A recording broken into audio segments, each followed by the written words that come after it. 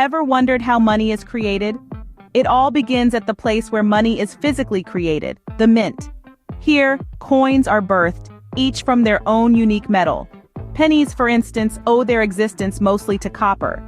Yet, as you look around, you'll realize that most of the money we use isn't metallic. It's either paper, or more often than not, simply digits on a screen representing numbers in our bank accounts.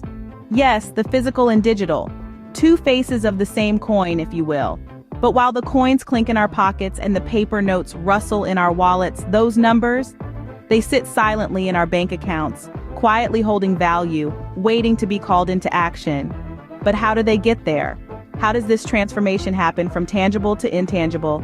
But most of our money isn't made of metal, it's paper or just numbers in our bank accounts. So how does that work? Imagine you go to a bank and deposit $100. The bank doesn't just keep your $100 in a vault. Instead, it sees your deposit as an opportunity to make more money. So how does this happen? Well, it's all about loans. Your bank takes a portion of your deposit, let's say $90, and loans it out to someone else.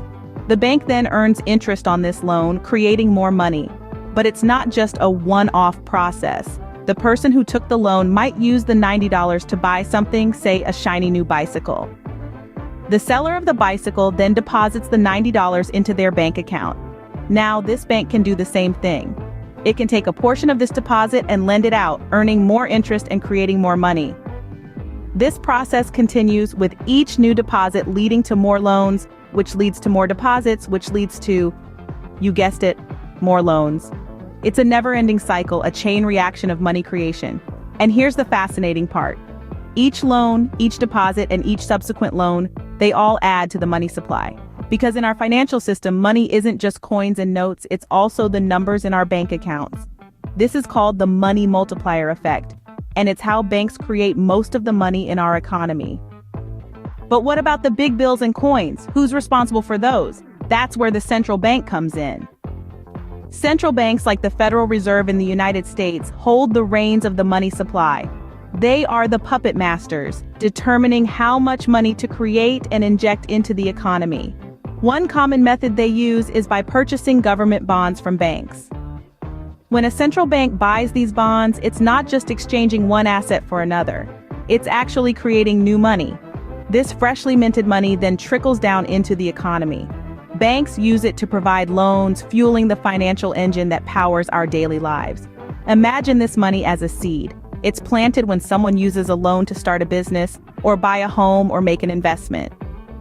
As it grows, it stimulates economic growth, turning the gears of the economy, keeping it churning, keeping it moving. This stimulates economic growth and helps keep the economy moving. So, in summary, money is created in two main ways. First, banks generate money through lending, using a fraction of their depositors' money to create loans. This results in a money multiplier effect. Secondly, the central bank, like the Federal Reserve in the United States, also plays a pivotal role in controlling the money supply, creating cash by buying government bonds. And that's how money is made, not by printing presses running day and night, but by a complex financial system that keeps our economy ticking. Thanks for joining us on this journey into the world of money creation. If you found this information informative, don't forget to like, share, and subscribe.